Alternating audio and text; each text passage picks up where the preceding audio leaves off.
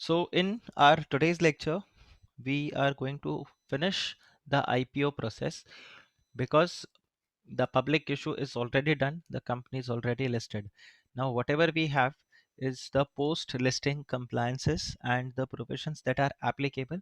Mostly it is, I would say it's the compliance part only, which the company and the merchant banker has to do.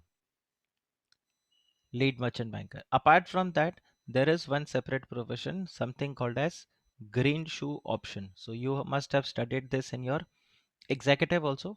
So we'll go through the provisions of the green shoe option. Rest everything is same.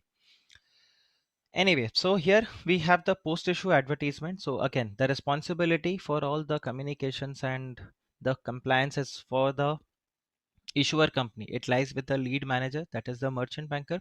So here the merchant banker has to ensure that the advertisements which are being given, right, and what is going to be there in the post issue advertisement, how many applications. So just see, this is going to be, so he has to give the details with respect to the subscription, what was the basis of allotment, right, the number of shares, value, what is the percentage of the applications, then the number of and the value of successful allottees for all applications including ASBA, when was the refund orders which was made or the amounts were freezed, basically it was released from the account, then instructions to the self-certified syndicate bank, right, date of credit of the securities. So all these informations and everything would be given and this post issue advertisement would be released within 10 working days from the completion of the various activities, and this will be given in one English newspaper, one Hindi newspaper,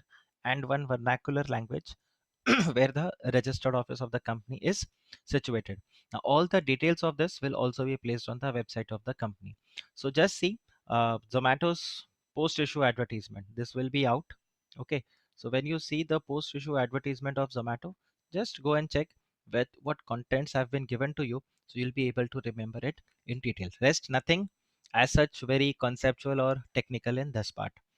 Then post issue responsibilities of the lead manager. So the responsibility of the lead manager will continue until the completion of the issue process and for the issues related matter thereafter. So thereafter means it is your these compliances, post issue advertisement and all the reports which have been filed, which is required to be filed to the SEBI. So the lead manager has to monitor the investor grievances also, which comes related to the issue, and he is also responsible for the post issue activities. So this is again same thing with and what post issue activities, of course you have the post issue advertisement, but also the applicants, they have received the share certificates or not, or there has been the credit into their demat accounts, or those who are not being allotted unsuccessful applicants, so for them the refund of the application monies, the listing agreement which is to be executed between the issuer company and the stock exchange, also to obtain the listing and the trading permission. Further, if you see, he'll also be responsible for coordinating with the registrar to the issue, right, for the preparation of the list of the shareholders, right, until the basis of allotment is fine and the credit of securities are done. Also with respect to the unblocking of the ASBA accounts. Now, if there is any act of omission or commission on the part of any of the intermediaries which is noticed by the lead manager, he has to again report it to the board. Now, what if there is any default by way of omission or commission by the lead manager, then SEBI will take care. But for the others, it is going to be. So I always say, like how you have that Shiva temple, right? How you have that Shiva temple and you have that Kal Bhairav, right? So what Shivji says that I am not going to uh, check on everyone. Kal Bhairav is there, he is going to check on everyone. I will check you. Of course, Shivji will also intervene in some of the matters, but mostly the work has been executed to the Kal Bhairav. Same thing I say, you have Shivji and you have the merchant banker. So SEBI says that merchant banker, I have given you the license, I agree to you, I believe you, right, that you are going to do your work with proper diligence. So if there is anything wrong, please report it to me, and if you do anything wrong, I will take care of it. right? So this is take care of it in the sense I'll punish you, not that I'll cover that part. So same thing goes here with the SEBI and the merchant banker as well. Then if there is a defaultment of the underwriters, that is if there is any default, so the lead manager shall ensures that the notice of defaultment containing the obligation. Now defaultment on the underwriter means if the obligation arises, this is in case of an under undersubscribed issue. So the lead managers will ensure that the notice of defaultment is given to the underwriters within 10 days from the closure of the issue. Now this point is relevant for all of you. This point is relevant for all of you. Why? Because this is if there is a question in the exam where they ask you what is going to happen in case of a undersubscribed issue, so in that case these provisions will be there. So first and foremost is, as soon as the issue is closed and you have realized that the issue is undersubscribed, in that case you need to inform to the underwriters, right, within 10 days from the date of the closure of the issue, that this is your obligation, this many shares you have to acquire. Now in case of undersubscribed issues that are underwritten, the lead managers shall furnish the information in respect of the underwriters who have failed to meet their underwriting development to the board. So here again, it's the it's the responsibility of the lead manager to inform to SEBI. So this again comes up from this part, any omission or commission on the part of any of the intermediaries. So this also includes your lead, your underwriters. So again, that needs to be informed to the SEBI, right? Then if you see the release of the subscription money. So the lead manager shall confirm to the bankers of the issue by way of copy of the listing and the trading approvals that all the formalities with respect to the issue have been completed. And now the banker to the issue is free to release the money to the issuer or release the money for the refund in case of the failure of the issue. So whatever application money have been received, that either it will go to the, so how it happens, you have the applicant, okay, the applicant gives money to the, so it is basically the applicant's application, okay, this application goes to various it can go to various people, like I mentioned, stockbroker, RTA, right? So it goes to many people. So let's say this goes to the syndicate bank. The money, the application goes here, sorry, let me make it this way. The applicant's application goes,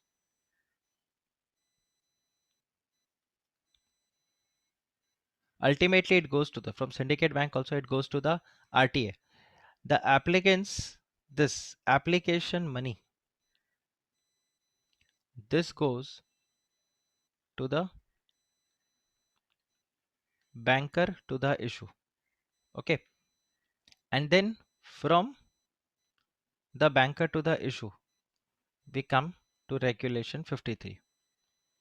It stays with the banker to the issue, and in terms of regulation 53 it goes either to the companies, it gets credit into the company's account, or this is credited into the account of applicant, and this is basically your refund.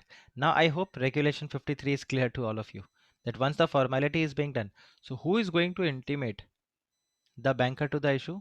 It is again the lead manager will have to do. So lead manager is going to provide a list that, see, there are, let's say, 100 applications which have been received. So out of 100, these are the 70 successful allottees and these 30 are the unsuccessful allottees. So for these, for the respect of these 70, please give them the please forward this money to the company's account, and for these 30, refund the money. Now how do you determine this, or basically how do you prove this? So you provide the copy of the listing and the trading approval, and that all the formalities have been completed, and you also provide the list of allottees, and based on that the banker to the issue is going to take this action. Clear? Then in case the issuer fails to obtain the listing or the trading permission from the stock exchange, then the amount has to be refunded through the verifiable means, and the entire money is to be refunded within 7 days from the receipt of the intimation from the stock exchange rejecting the application of the listed of the specified securities. Now my point is, what if I had applied at Bombay Stock Exchange, I had applied at National Stock Exchange, and I also applied at Ahmedabad Stock Exchange. Now BSE has given the permission, NSE has given the permission, Ahmedabad Stock Exchange has rejected. Can I list my shares or I cannot list my shares? This is my question. If out of the three, one stock exchange has rejected, can I list my shares? Got my question? So you can, as they are national recognized stock exchanges. Is it written somewhere? No, yeah. So if it is not written anywhere, then how can we presume?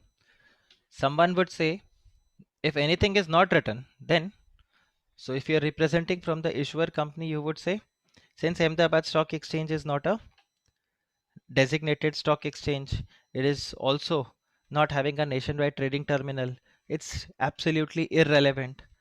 So how many trading which will take place at Ahmedabad Stock Exchange? So Ahmedabad Stock Exchange is absolutely irrelevant. So why not ignore this?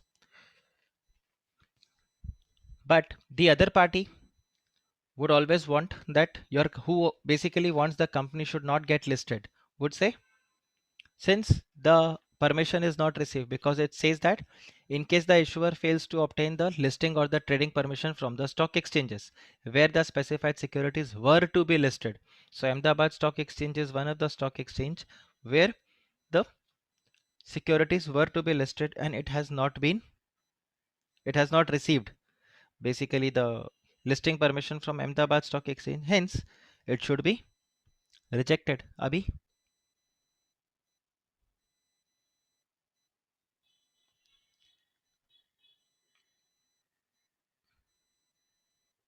now,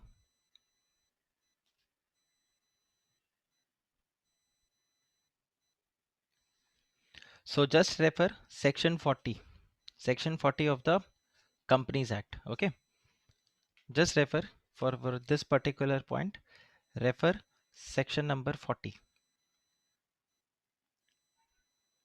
of the Companies Act, which says that securities to be dealt in the stock exchange. And let me just open section 40 only. Just give me 1 minute.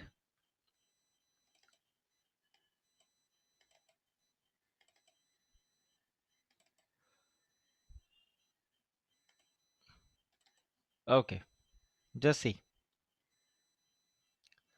What does section 40 say? Every company making public offer, before making such offer, make an application to one or more sorry, one or more stock exchanges, right? Stock exchange, recognized stock exchange or exchanges, and obtain the permission for the securities to be dealt in such stock exchanges. Then when a prospectus, it should state that what all stock exchanges your securities are going to be listed. Then all monies is to be kept in a scheduled bank, that is the banker to the issue we just discussed about, and that amount would be utilized only for the allotment or for the refund and not for any other purpose. Then any condition which require to bind the applicant for the securities for waiver of this compliance, this would be void. So basically you enter into an agreement where you say that, okay, in case I am not able to uh, get the listing permission, or because of any reason the securities are not allotted to you, I will not refund you the money, I'll keep the money with me by way of an advance. In future you can avail my services. So let's say if Geo is coming up with a public issue, now Geo cannot enter into an agreement with me stating that since you are also a Geo subscriber, so whatever application money you have given to me that I am not going to refund, because anyway you are availing the services of Geo. So once the securities are not allotted to you, I will keep that money, I'll retain the money with me, and I'm going to deduct your monthly subscription amount from that application money that I have received. so that you don't have to pay again, and this sort of arrangement. So if you put all these kind of conditions or such an arrangement, that would be void. And then it says that if a default is made in complying with the provisions, there is a punishable, and a company may pay commission to a person for the subscription, that is for the underwriters. Now overall, if you see section 40, what does it say? A company making public offer shall, making such offer, make an application to one or more stock exchanges and obtain the permission. Just see this. And obtain the permission for the securities to be dealt in such stock exchange or exchanges. And then it says recognized stock exchange. So is Ahmedabad Stock Exchange recognized? Is Ahmedabad No, Stock? sir. Okay, so what is a recognized stock exchange? BSc and NSE, like for India. Okay, Who has national nationwide trading terminals are recognized so for it. you mean to say that the recognized stock exchange and the stock exchange having nationwide trading terminal, both are same?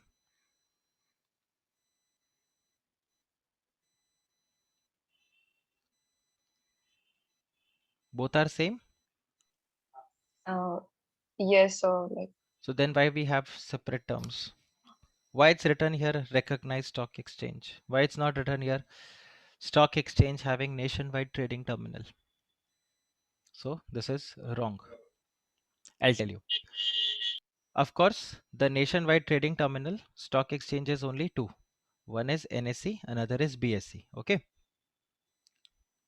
Sorry. So of course this is BSE and NSE. Okay. But when we discuss about the recognized stock exchange, I hope if you remember the takeover regulation. If you remember the takeover regulations, have you gone through those videos of takeover regulation?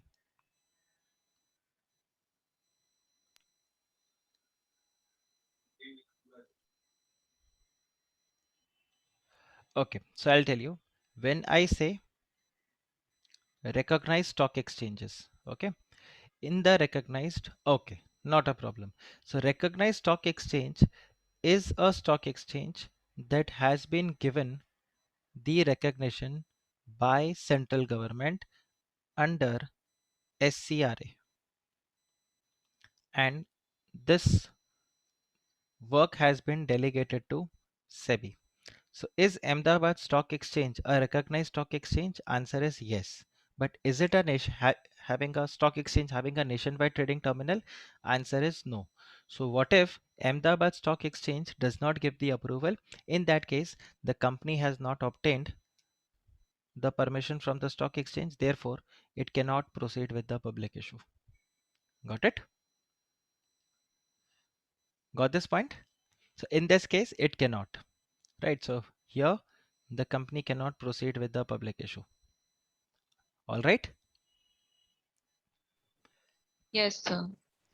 Right. So just see Ahmedabad Stock Exchange, Calcutta Stock Exchange. So these are called as the regional stock exchange. I would bifurcate it like this. So of course we'll be discussing about it at a later stage also. So you have stock exchange. So you have in the stock exchange the recognized stock exchange. So all the stock exchanges, they have been given recognition only. If the recognition is taken, then that, so like unrecognized stock exchange is what? One is, let's say, Guwahati Stock Exchange, the Jaipur Stock Exchange, not Calcutta, Delhi Stock Exchange. So all these are stock exchanges whose recognition has been taken away. But recognized stock exchange, then you will have the recognized stock exchange having nationwide trading terminal and others. So in the others, you will have Ahmedabad Stock Exchange, Calcutta Stock Exchange. Nationwide Trading Terminal, you have Bombay Stock Exchange, National Stock Exchange. Then you will have in this BSE, NSE, you have the main board, on you have the SME board. Then with respect to the stock exchange, we'll also have the qualified institutional placement, right? So that is again there. So multiple areas are there in the stock exchange. Of course, we'll be dealing with all this at the later part, but just understand that even this is a recognized stock exchange. All the three are recognized stock exchange. So you need to have that. Now, if the money is not repaid, so basically if the issuer fails to obtain the listing or the trading permission from the stock exchanges where the specified securities were to be listed. So doesn't matter whether Nationwide having terminal or not, it shall refund through the verifiable means. Now what do you mean by verifiable means? What do you mean by verifiable means? Remember Sahara case we discussed, where Sahara said that we have refunded the money, but we have refunded the money in cash. So SEBI said that no, this is not a valid way. Why? Because you cannot trace to whom the money has been given. I will say I have paid 1 crore rupees to Pooja, 1 crore rupees to Vinisha. Now tell me, is there any trail that I have? Is there any proof that, so tomorrow if you say that no sir had given us 5 crores, or if you say sir has not given us any cash, so can you prove it? Answer is no. Of course you can say sir, we can have that transaction in a CCTV camera, we can record it, we can have a Instagram live session in which you are giving me the cash and all. Of course all those things are there, but otherwise if you see, in case of a public issue, if you do all these refund by way of cash, is it a verifiable means? Answer is no. So verifiable means that there should be some trail. Some trail should be available that how the money is being repaid. So the entire money received within 7 days from the receipt of intimation from stock exchange that they have rejected their listing application, and then the amount is to be repaid. And if any such money is not repaid within 8 days after the issuer becomes liable to repay, the issuer company and the director, who is the officer in default, on and from the expiry of the 8th day, will be jointly and severally responsible to repay the money along with the interest of 15%. So this is the similar ground with respect to your under subscription. Even in that under subscription, you have this 15% interest and the 8-day time period, right? And of course, if underwriter is being appointed, then that time gets extended. But overall, if you see, this is only the time period. Then the lead manager shall also ensure that all the money received in respect of the issue is released to the. So now you see, you got this section 40 of the Companies Act. So this is how both the Companies Act and the ICDR regulations are interconnected. Okay. Then the reporting of the transactions of the promoter and promoter group. So basically, the issuer company shall ensure that all the transactions in the securities by the promoter and the promoter group from the date of filing of the draft of a document, okay, or the offer document as the case may be, and the date of closure of the issue, these are reported to the stock exchange within 24 hours of such transaction. Okay, so this has to be done, but the responsibility is on whom? The responsibility is on the company. Then if you see post issue report, so here the lead manager, the merchant banker, is going to submit the post issue final report, okay, along with the due diligence certificate, and this will be given within 7 days from the finalization of the basis of the allotment, or within 7 days from the refund in case of the failure of the issue. So post issue report is again given by the merchant banker 7 days time period.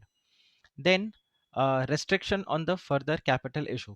So this again you should remember that, see, once the DRHP is filed to the SEBI, from here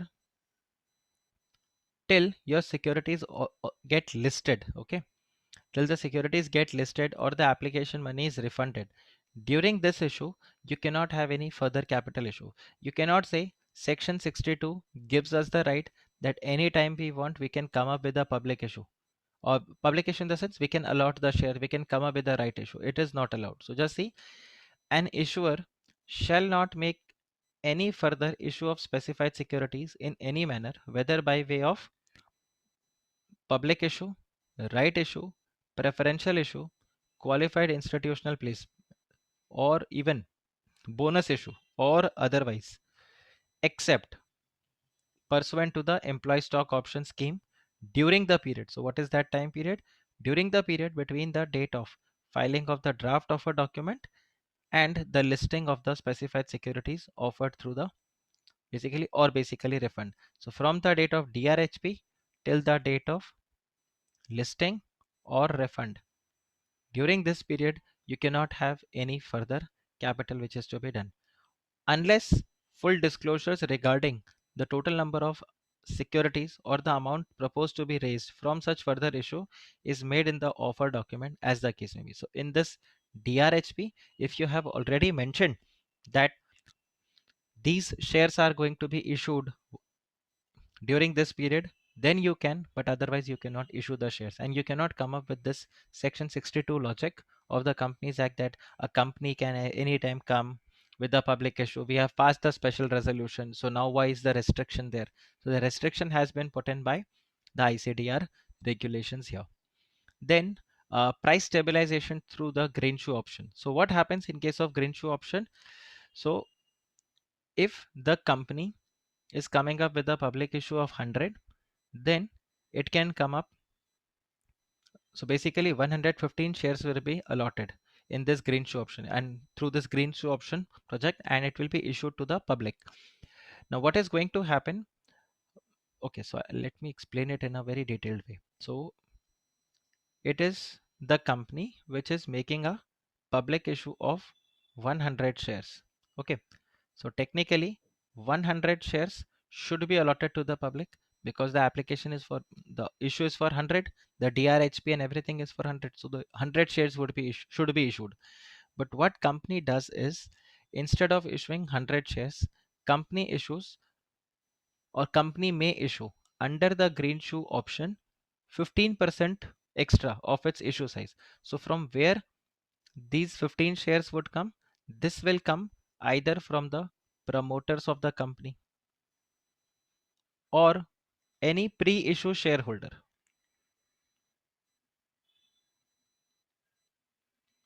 Any pre-issue shareholder can come up with the public issue for these 15 shares, and company comes up with a public issue of 15. So basically this pre-issue shareholder is not even coming up with the public issue. He is basically lending the 15 shares to the company. Now collectively there are 115 shares, and these 115 shares would be issued to the public. Okay, now when the money will come, the amount on the 100 shares, okay, the amount on the 100 shares, this would go to the company, and the amount of these 15 shares, this would go to the stabilizing agent. So this stabilizing agent will have two accounts, right? One is going to be the green shoe option bank account, another is going to be the green shoe option demat account. Now what he will do, when the market prices, okay, when the market price, so let's say this is the issue price, this is the issue price, so the trading starts like this and it goes like this. So when the prices go down at this point of time, the stabilizing agent is going to utilize the money, right, which is there in the green shoe option bank account, and he is going to buy the shares. So what happens when he's going to buy the shares? The share prices will again go up. So when the share prices go up, here he is going to sell those shares, not in once, gradually he is going to sell the shares, so that all of a sudden you don't see a large volume of the shares which are being sold, and the prices would then again fall. So here he provides some stability. So again the trading happens, then again if let's say the prices go down, he is going to buy those shares and again he is going to sell. So what happens when he buys the shares are in the demat account. When he sells, then the shares get debited from the demat account, but his bank account gets credited. So at any point of time, he is either going to have 15% of the shares, or he is going to have amount on those shares. Now till what time this process is going to happen? This process is going to continue for 30 days. He is going to make sure that the prices do not fall during these 30 days. So in this, sir, he is going to make profit because he is going to buy at low and he is going to sell at high. तो यहाँ तो उसको sir हमेशा profit होगा, तो it's okay, make profit. यहाँ bank account में वो अमाउंट आपका रखा हुआ रहेगा. At the end of these 30 days, the stabilizing agent is going to give these 15 shares to this promoter or the pre-issue shareholder. तो इसने 15 shares दिया, इसको ये 15 shares return हो जाएगा. Now if there is any profit which has been made during this process, this will be credited to SEBI Investor Protection Education Fund. वहां पर ये प्रॉफिट को ट्रांसफर कर दिया जाएगा. And the stabilizing agent is also going to submit the report that see during this period I had purchased the shares on this day at this price, then I sold it at this day this price, so that everything gets reconciled. Sir, what if he just has the money, he does not have the shares? Quite possible कि sir ये price इससे नीचे गया ही नहीं, it was trading throughout the time, it was trading above this. There is no problem, he is going to use that money and he is going to give shares to the promoter. But sir, then again there is a problem. Let's say the issue was at 120 rupees. Okay, so if it is constantly trading above 120, right? So let's say currently the market price is 200, तो sir ये 80 rupees का कैसे होगा? सो 80 rupees का जो भी shortfall होगा वो मतलब कंपनी के पॉकेट से निकल जाएगा. So basically if there is any shortfall in terms of the shares, then the extra those shares will be issued by the company to give, and that will be given to this pre-issue shareholder or to the promoter. Let's say whatever amount is there in the bank, okay, with this bank account company could purchase on the stabilizing agent could purchase only 9 shares, वो 9 share ही खरीद पाया. अब उसको तो promoter को कितने shares पकड़ाने? 15. So what is going to happen is 6 shares would be issued by the company and it will be given to the promoter. Does the green shoe option make sense? Does the green shoe option make sense? Yes, sir.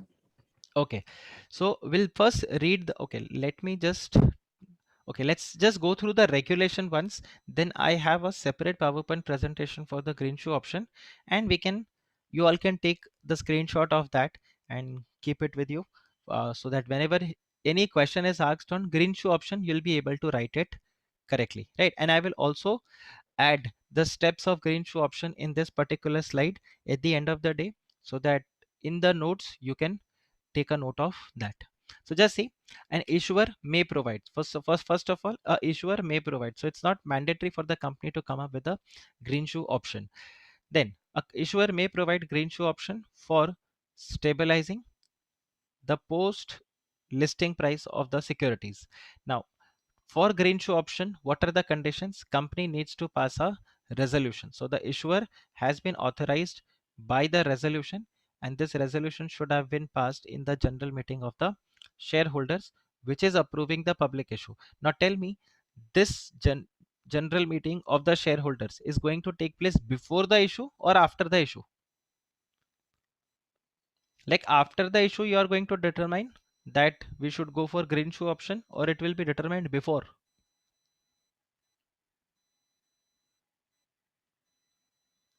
Before.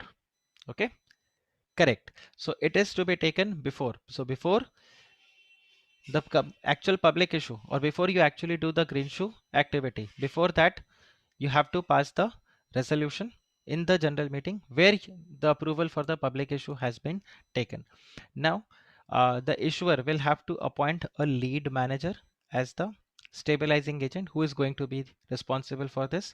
So this is the second point. First point is pass the resolution.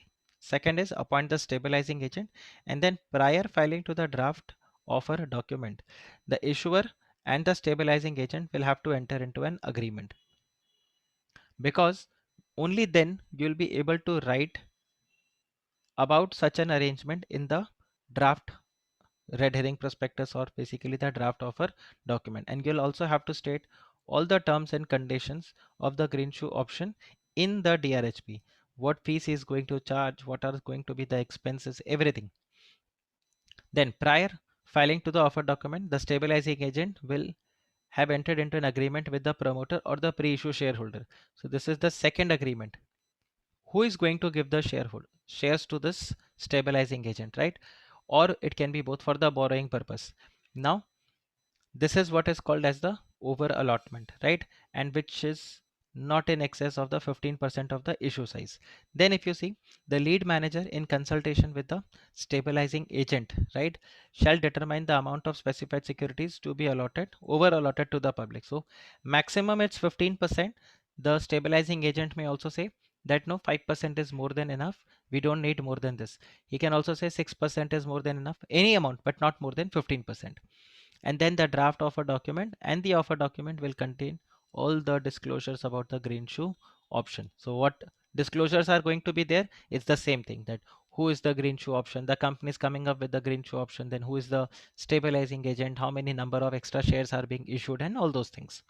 Now in case of uh, issue IPO, the pre-issue shareholder and the promoter, and in case of further public offer, the pre-issue shareholder holding more than 5% of the specified securities may lend the specified securities to the extent of the proposed over allotment. So who can give the shares? So in case of IPO, any pre-issue shareholder and promoter can give the shares, and in case of further public offer, even there you can have a green shoe option, and in that case it is going to be the pre-issue shareholder holding more than 5% and also the promoter. So what is the promoter holding? So that's not relevant. Okay, promoter holding is not relevant, and these securities are to be in the dematerialized form, and these are allotted to the securities or to the successful applicants on a pro rata basis. Now for the purpose of stabilizing of the post listing price of the specified securities, the stabilizing agent shall determine the relevant aspects including the time of buying the securities, quantity to be purchased, and the price at which the securities are to be bought back from the market. So this is absolutely at the discretion of the stabilizing agent, and this entire process shall not exceed more than 30 days from the date of the trading permission which is given by the stock exchange. So till 30 days from the closure of issue you can do this. Then the stabilizing agent is going to open special account. One is going to be the bank account, which will be called as the green shoe option bank account, and one is going to be the green shoe option demat account. So the stabilizing agent shall open one special account distinct from the issue account with the bank, crediting the money which has been received from the applicants against the over allotment, and a special account with the depository participant, that is the demat account. So now I hope you all can connect with this. So when the money will come for 115 shares, for 100 shares the money would go to the company's account, and for 15 shares it would go to the green shoe option bank account. Then the specified securities which will be bought back from the market will be credited to that green shoe option demat account, and it will be returned back to the promoters or the pre-issue shareholders in not later than within 2 working days after the end of the stabilization period. And on the expiry of the stabilization period, let's say the stabilizing agent is not able to buy the shares, right? Then what is going to happen? Then within 5 days from the closure of the stabilization period and such specified securities, these will be returned to the promoter or to the pre-issue shareholder by the stabilizing agent, right? And this will be given to them. The issuer shall make listing application in respect of the further specified securities allotted under sub-regulation 6 to the stock exchange. So of course, every time, so just understand one thing, every time the company, once the company gets listed, every time the issuer company is going to issue shares, right? It has to apply for the listing permission. Even if one share is being issued, you'll have to apply for the listing permission. Then the stabilizing agent is going to remit the money, right, which is allotted there in the special bank account. And if there is any money which is left in that, so basically it is going to be all the profits, right, which has been made after deducting the expenses which are incurred for stabilization process. This will be transferred to the investor protection and education fund. Then the stabilizing agent is also going to submit the report, right, and is on a daily basis to the stock exchanges and a final report to the SEBI. And he's also going to maintain the register for at least 3 years, showing that who were the people, right, pre-issue shareholder or the promoter who had given securities to him, from whom the securities were borrowed, what was the price, date, and time basically for each transaction, and the details of the allotment which is made by the issuer on the expiry of the stabilization process in case there was any shortfall, right? So this was your green shoe option, right? I think there is a doubt. Sir, is green shoe option used frequently? Not really. Not really. India Bulls did that. So let me just open the other PowerPoint presentation that I was discussing. So basically this PowerPoint presentation is for the executive students because ICDR is also there, right? But in the professional level, I don't prefer teaching it this way because we cover things from the Bare Act only, but I'll just show you from there. Just give me 1 minute, let me find it.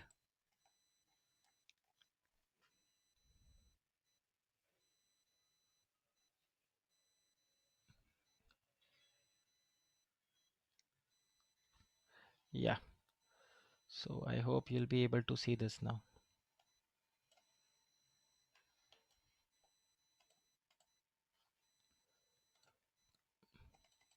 Okay, so I would tell you what I have taught you.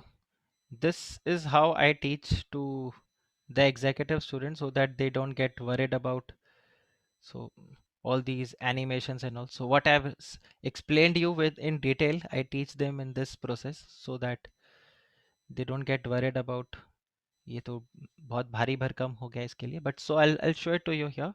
See, when it is green shoe option, so the resolution is to be passed. By the way, you can take a screenshot of this also.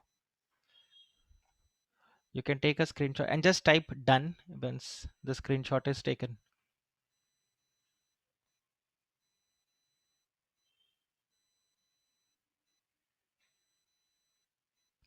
So here it is. The company needs to pass the resolution. This is the step one. Company needs to pass the resolution. It needs to appoint the merchant banker, then agreement with the issuer company between the stabilizing agent and the company. Then there will be agreement with the pre-issue shareholder. Then you need to determine what is the amount which will be there. Disclosures will be made in the draft offer document.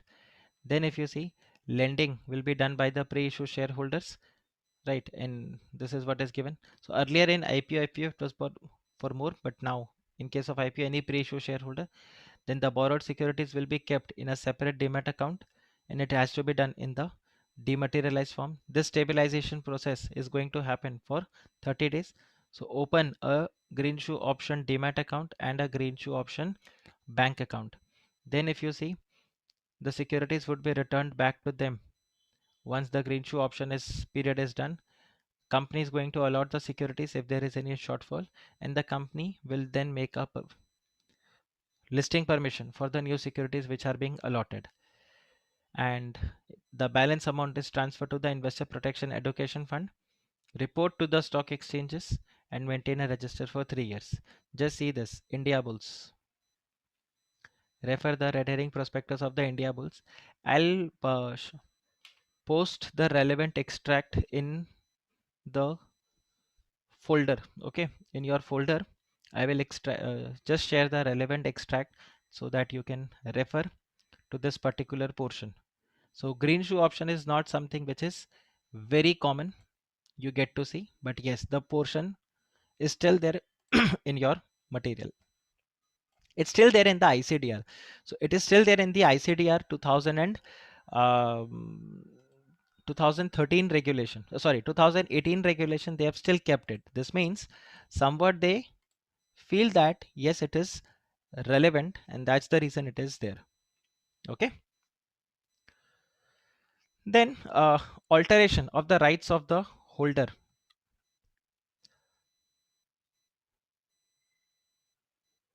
So Pooja, you have asked a question that green shoe option is advantageous. So why is it not used frequently and thus opting for green shoe option have an impact on the price of the share? See, usually it doesn't have any impact. It's only the stability which has been given. There can be no correct answer to this, I would say, because frankly, there is no research or a report which has been prepared on this particular thing that why companies do not opt for green shoe option. Um, it is companies are either confident that the pricing are going to be fine. Gray market plays a very important role in this. that why the company do not come for the green shoe option. Gray market is one of the area. Now, what is gray market? So you remember the road shows and all that happens. So when the company comes up with the public issue, it interacts with all these qualified institutional buyers and the large investors. So there they get to know that okay, these companies they are very positive about, or they are bullish about the public issue. So most of them, if they are bullish about the public issue, then in that case, uh, then they are sure that it is not needed. So why to go for this green shoe option? So probably this could be one of the reason that in the gray market they already get an idea that the issue is going to be oversubscribed or the prices are not going to fall. So this can be one of the reason. Otherwise, let me just see if there is any more specific answer if I can get. This is just my assessment. Okay, that why company do not come for the green shoe option. And anyway, the stability which will be given, it will be given only for the 30 days. So post 30 days, even the green shoe option cannot be there. So anyway, let's see. So alteration of the rights of the holder. So if there is any alteration which is done in the rights of the holder, right, or which can impact the rights of the holder, then in that case, you need to obtain the consent in writing of the holder not less than 3/4 of the securities, or you have to get it sanctioned from them by way of special resolution. So what is the difference between this? Obtain the consent in writing of the holders not less than 3/4 of the specified securities, or with the sanction of special resolution. What is the difference between the two? And have you seen such provision in the Companies Act also? क्या ऐसा same provision आपने companies act में देखा है? And is there any difference here?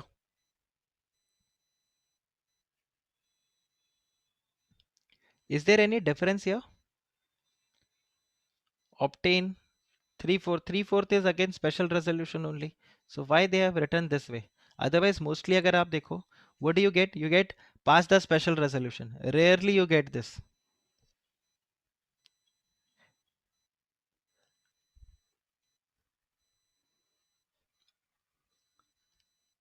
And this is with respect to altering the terms of the issue.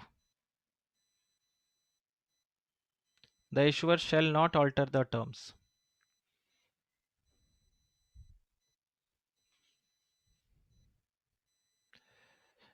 So to pass the special resolution, I need to hold a general meeting, correct? But to obtain the consent of 3/4, do I need to hold the meeting?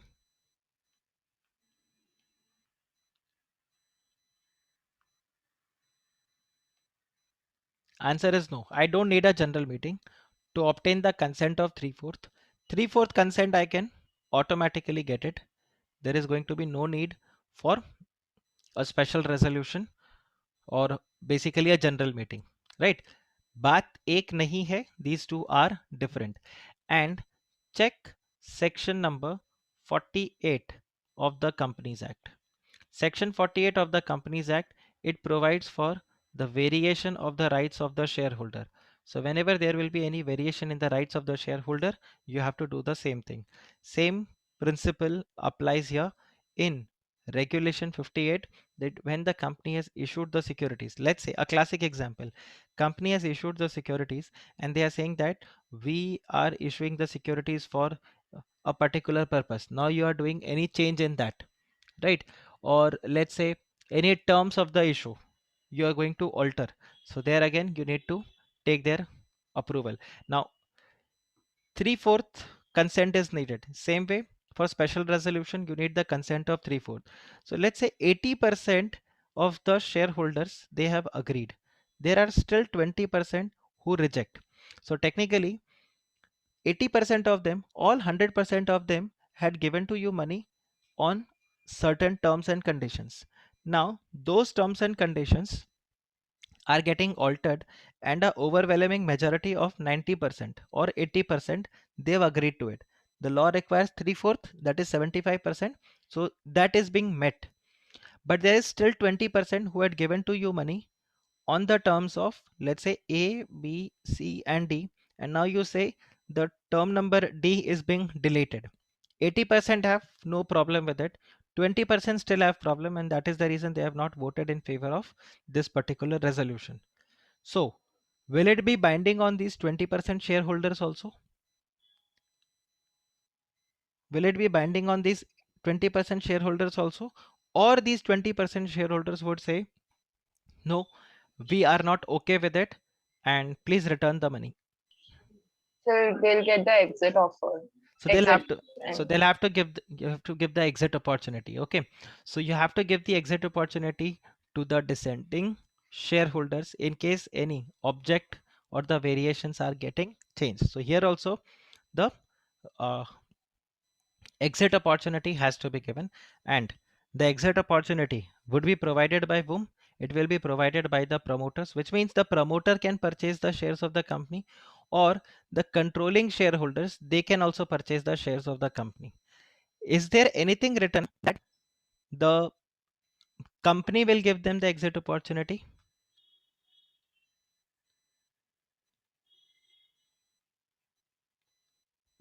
The exit opportunity is to be given, we are sure of this, but the exit opportunity is to be given by whom?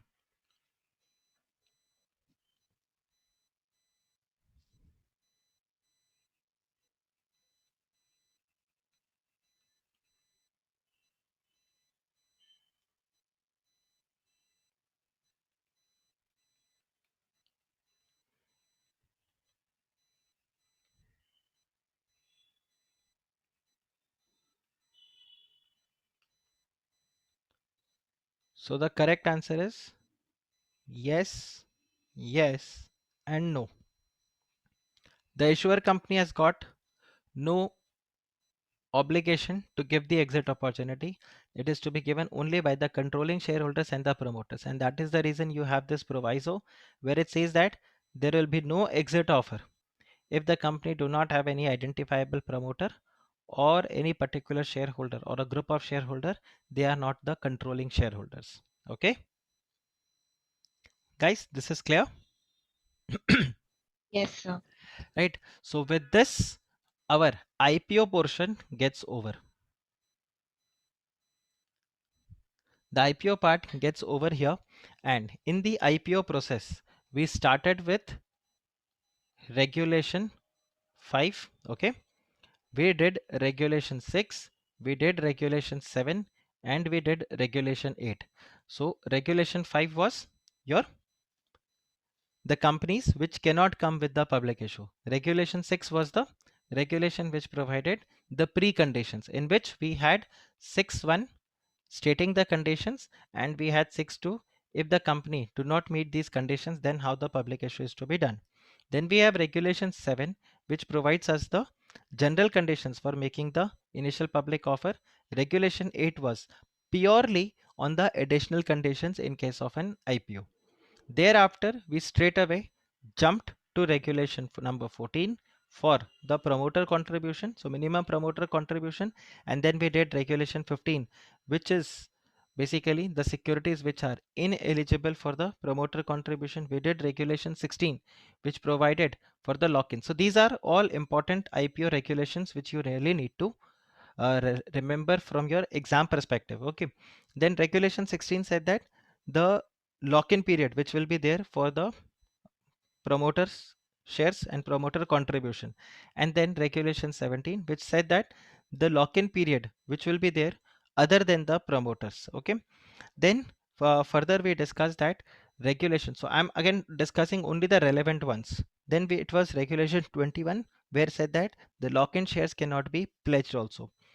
Then regulation 22 which said that if two promoters they uh, do a inter se transfer, so that is going to be allowed, but not intra transfer, that cannot be done. Basically from the non-promoter or the non-eligible shareholder to the eligible shareholder, that cannot be done. If I was a pre-issue shareholder and you are a non-pre shareholder, you have been allotted in the public issue, so we cannot transfer the shares, but both of us were the pre-issue shareholders, then again the lock-in is not going to be binding on us. We can do the transfer, provided for the balance period you will have to hold the shares, right? So let's say the restriction was on 1 year. I have already held the shares for 8 months.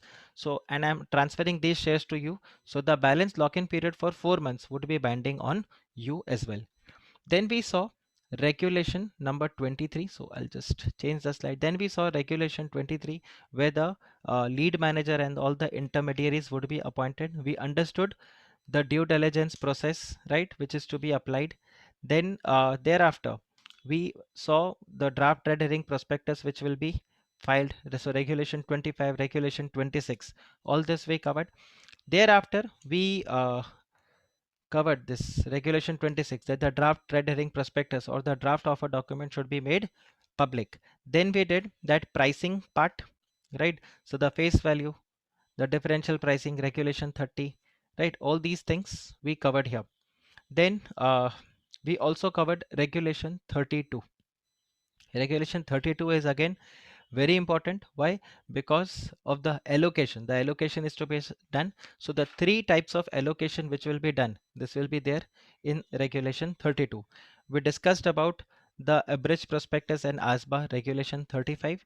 Thereafter we did regulation 36, the availability of the issue materials, then prohibition of any incentives, regulation 37. 38 was the security deposit, 39 was the IPO grading, which is not mandatory. Then again, regulation 40 becomes important. Okay. Uh, by the way, in this, the entire pricing chapter is important. The entire pricing chapter would be there. Then the underwriting obligations, that becomes important. Then the pre-issue advertisement, that will be again relevant there. Opening of the issue we discussed. Minimum subscription, 45.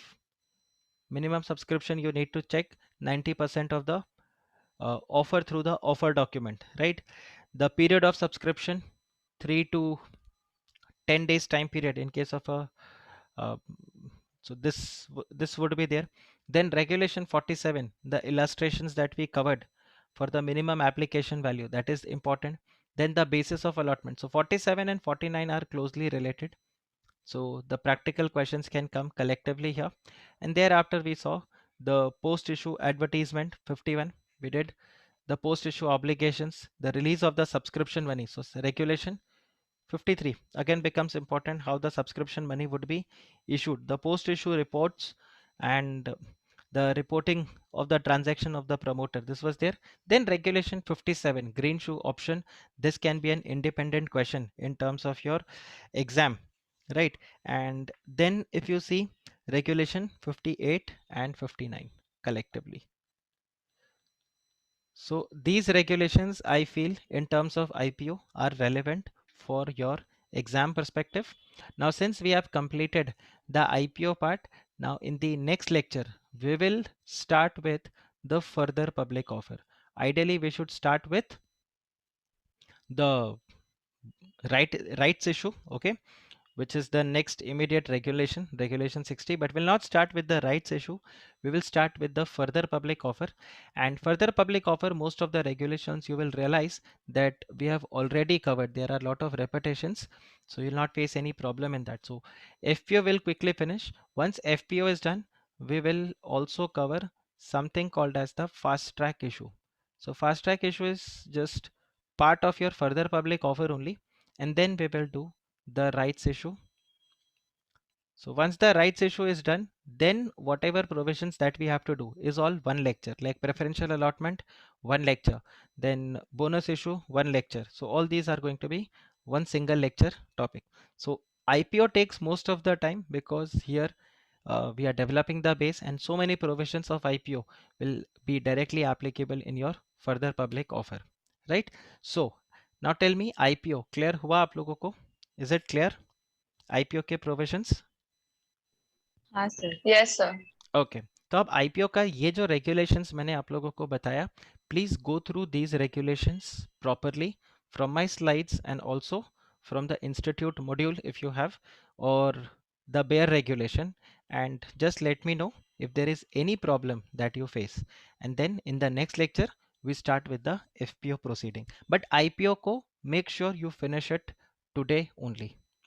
Okay अब आज के आज IPO को पूरा complete कर लो और probably today is Friday, correct? So max to max by Sunday your IPO should get over.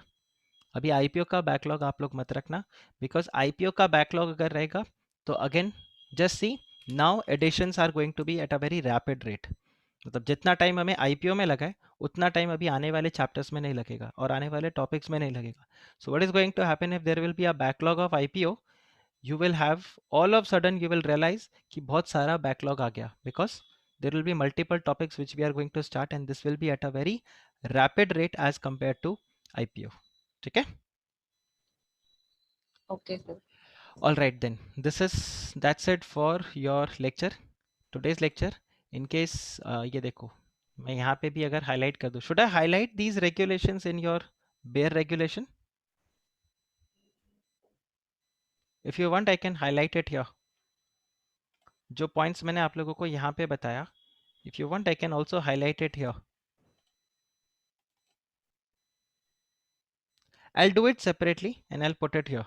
Okay. So you need not sit in the class when I'm doing this.